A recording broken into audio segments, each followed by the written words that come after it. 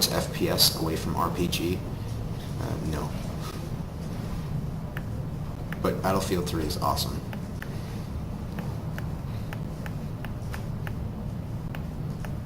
Let's hear.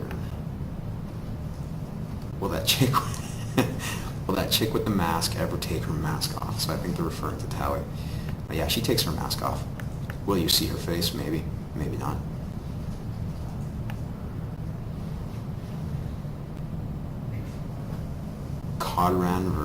Okay. Conrad Werner for Galactic War Hero. Yes, good suggestion. Conrad Werner's back, so don't worry about that. You'll get to finish it. Reed, you have a fan. Oh, well, thank you. I can't quite read it from back here, but I will imagine that it says something flattering. I'll tell you later.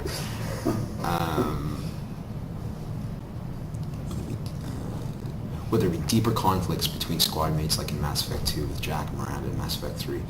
You know, the squad mates, they go back and forth quite a bit in Mass 3.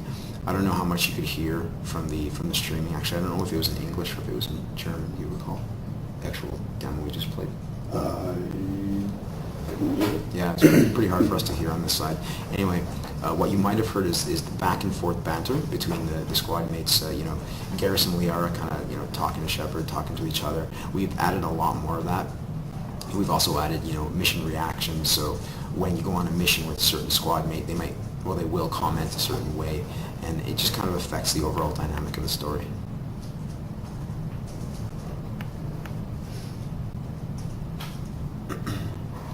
So, Lee Pinecone asks, how will the game handle characters who may have died, especially if they can be squad mates in ME3?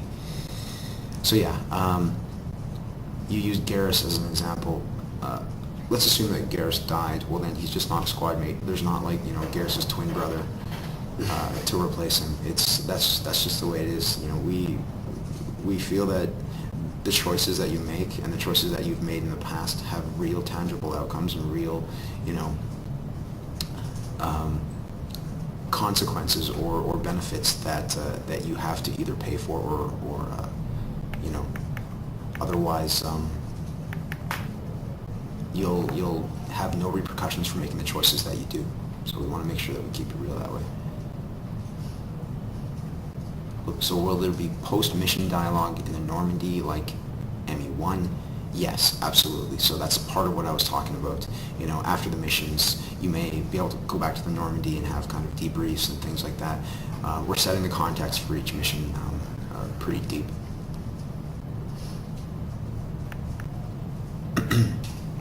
So will the Reapers invade Earth or all planets?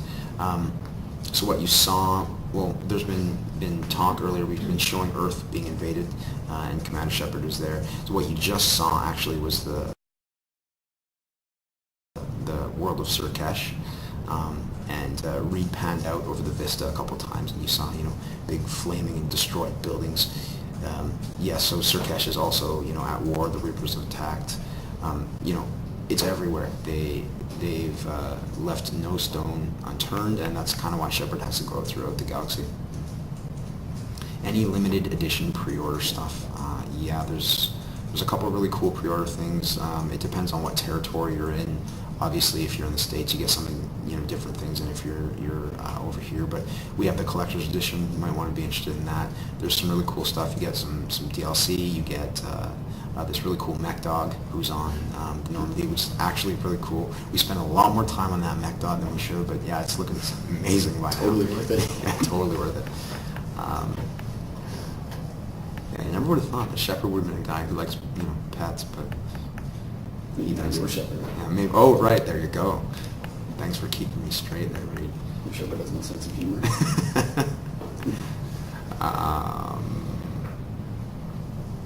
Is this indeed going to be the last game in the series? Yeah, that was actually probably the most. So of all the questions I got at Gamescom, that was the one I got most. And so the answer is simple: yes, absolutely. This is the last game in Shepard's story. Return of the Space Hamster. Yeah, I think that's what they were.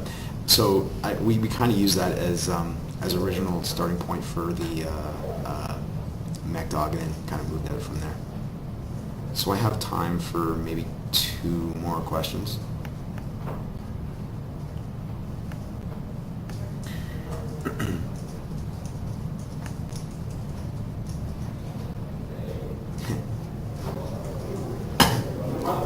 Alexis asks, are we keeping the Normandy SR2 and just scrubbing off the service low? Yes.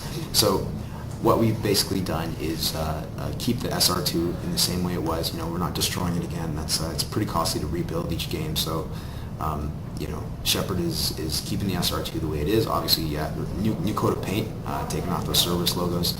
But there's also some Alliance Navy stuff that's been added in for, you know, additional communication and contact, and some really amazing stuff. We've changed things definitely, because obviously the squad members have changed, and there's kind of a different crew on the SR2 to some extent. I won't comment who, but yeah, it is the same ship, and I think Joker's happier about it. So, Levi wants Casey Hudson for a love interest in MA3. Naturally. So that's actually funny, because actually no, I want to keep my job. I'm not going to go down that story. What else? What about Edie? Yeah, what about Edie? She's pretty interesting, isn't she? Joker and Edie have this really good dynamic that we want to keep going. So,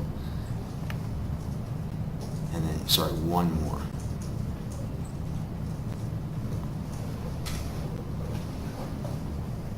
Do we get to talk to multiple team members at the same time down in the Normandy?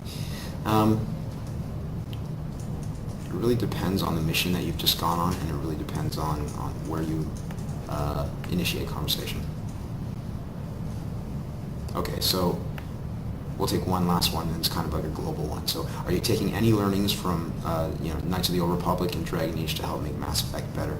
So overall at BioWare, we really do like to share our amazing developers between teams. You know, a lot of the awesome cinematic design crew on Mass Effect worked on Dragon Age, and they also worked on Tor. So if you work at BioWare, you get a lot of experience in a really short time between the games, and we learn from each other, and you know, Tor learns from us, we learn from Dragon Age learns from Tor. It's like, it's all the same. So we just keep on trying to push the quality and the bar for BioWare content. So with that, I think we're going to sign off here. So, you know, I'd like to thank you guys for taking a look and looking at the demo. And if you couldn't be at Gamescom, you know, we're sorry you couldn't be here. But don't worry, Mass Effect 3 comes out March 6th, 2012 in the States. And will be available on Origin for PC, obviously. And obviously the 9th in the European territories. So PS3, 360, PC, which is Origin, right? Cool. Well, thanks, guys. And thanks, Reed, for, you know, not dying today this time. Thank you. What does that mean?